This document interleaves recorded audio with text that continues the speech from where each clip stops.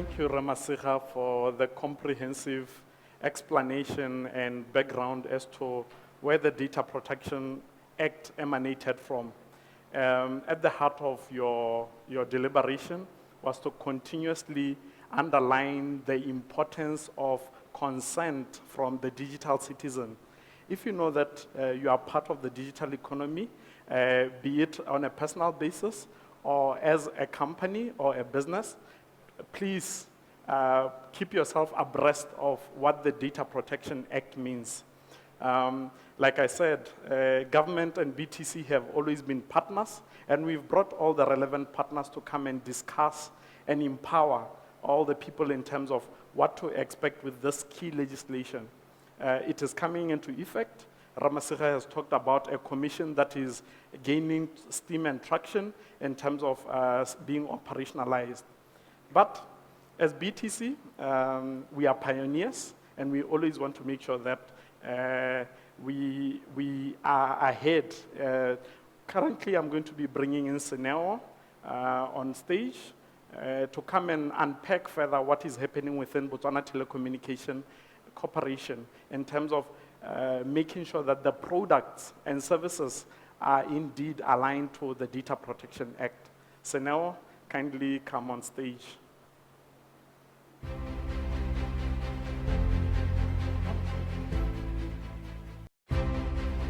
Morning, my name is Olivia Mance. I'm the Legal Services Manager at BTC. One of my job portfolios is interpretation of legislation and to provide advisory work on whatever legislation that needs to be implemented.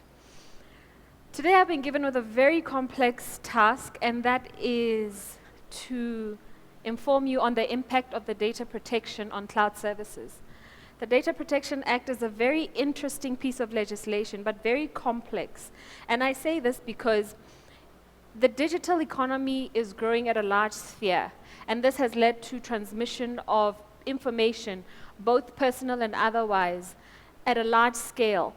Therefore, legislation needs to come into place to ensure that checks and balances are there, and that all lines of responsibility ensure that the confidentiality and integrity of information, be it personal information or otherwise, is kept. And how does this happen?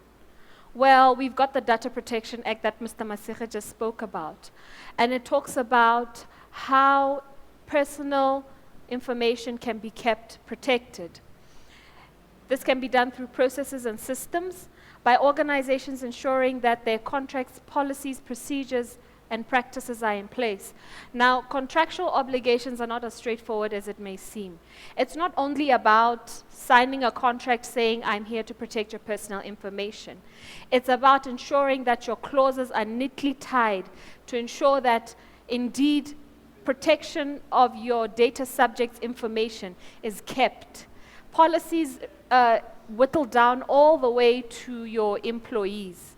Your employees, your third parties, everyone who processes personal information has to ensure that indeed they know the need to keep personal information private, and this is done through privacy policies as well. Practices such as ensuring that record keeping as well as storage of information, of personal information, is not just taken lightly, but it's done in a manner which ensures that the information will not be leaked out or there will be no breach. Now, in ensuring that personal information is kept confidential or is protected, the issue of processing crops up. And this means that processing of personal information can be done at any level. As long as you take the personal information and you do anything with that information, it becomes an act of processing. Processing is a wide verb. It encompasses transmission, it encompasses alteration, collecting, storing of information. And however you collect your information or transmit your information, you still have to ensure that your data subject is protected. The Act then comes in and says, well, since you've got your processing of personal information, what are the requirements that you need to meet to ensure that the personal information is processed lawfully?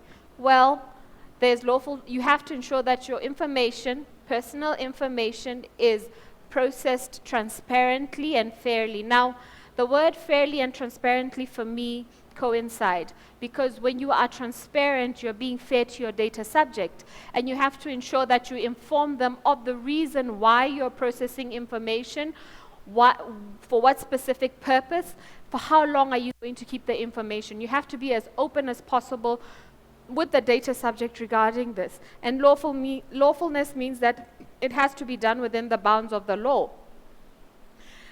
One of the other requirements is that it has to be kept for the period of which it is required. So if you're undertaking advertising, for instance, you have to ensure that you only process that information for purposes of advertising and not anything else, and require you to go back to your data subject and request for consent. And the most important thing that comes out glaring in this Act, the Data Protection Act, is that there has to be adequate security safeguards. And adequacy is very broad. You cannot just limit it to saying systems are protected or that your infrastructure is protected. You have to ensure that when processing the personal information, the systems, the infrastructure, the employees, everyone who is involved in the responsibility line in terms of the personal information has to ensure that they have the data subject in mind and they have adequate safeguards that ensure that information will not be breached, information will not be leaked out, as well as hacking. There will be no hacking or destruction of such information. Now, what does this all mean to the cloud? Well, we know that if today you are to ask me where's the cloud, I'll tell you the cloud is up in the sky. But realistically, when we talk about cloud computing, we're talking about a system where storage or processing of information is done across a certain border in a certain country. So it's not localized to a certain area. However, the Act or Data Protection Act, especially our Data Protection Act of Botswana, you will find that it tries to ensure that at least there's localization of servers within the country. Processing or transmission can be done in a different place, but as a cloud provider, you need to ensure that securities are in place in terms of the provision of the infrastructure that will ensure that the systems inside have kept the personal information protected. This results in accountability and transparency as the provider. This then ensures that indeed in the transfer of the information or the processing of information, whatever the case may be in the action of processing, your data subject is kept confidential. And as BTC, we currently have our Sentlhaga BTC data center, which means that there is localization of infrastructure for processing of personal information. This also assists in ensuring that there's no conflict of laws. So right now, if you have a breach and your data center is located within Botswana, you know that the act that will apply will be the act where the infrastructure is kept. And that is the whole aim of enacting these laws, or the whole aim of government enacting the Data Protection Act, is to ensure that there is harmonization and there's syncrasy in terms of where to go, which law to look for, even if your information is being processed outside. The most important thing to look out for as well is that even though the Act says states that there should be no cross flow of information outside of Botswana, it still permits, through localization of infrastructure, that if you are to process information outside, there should be shared provision of ensuring that security is in place. So we're looking at your consent. The data subject can provide consent for information to be processed outside of the country, with the infrastructure being within the borders of the country. And the commissioner can also give provision to say, I allow you to process information outside. But remember, this still applies. Your infrastructure is within the country. The infrastructure being in the country, you take responsibility as the processor, as the controller, and as the data server. provider to ensure that information, data subject information, is kept confidential, or rather is protected. Now, what does this mean to BTC? Or rather, how does BTC assure that indeed it can keep your personal information in the cloud protected? We have our contractual obligations, where we have ensured that through our clauses, we've incorporated clauses that will ensure that third parties know their part to play in ensuring protection of personal information. They cannot process information without seeking the consent of the party, or they cannot willy-nilly process information without adhering to the Data Protection Act. Secondly, we have policies in place which we are reviewing. Remember, the Act talks about a 1-year window period in which to comply. So during this period, we are going to ensure that we incorporate within the organization privacy policies that will ensure that even when we do collect information from you, we inform you for what reason are we collecting that information, the purpose for collecting that information, and this will all be bottled into a privacy policy.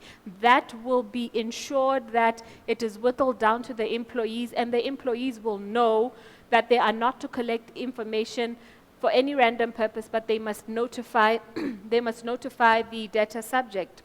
And we are undergoing an impact analysis. This will assist us in ensuring that we have a gap analysis to identify where, in terms of the organization, we are in complying with the Act itself, and what needs to be done in order to be corrected, or in order to comply with the Act, to align the organization with the whole aim of the Act. We also have security risk assessments that are constantly ongoing. And this also comes down to the security systems that we have in the organization to avoid things like your ransomware, your viruses, things like your interception of information. Mumpuluki will talk more on that, because in the cloud system we have various protections to ensure that the personal information is kept secure. And with that, I hope you'll take this opportunity to explore our service, and thank you very much.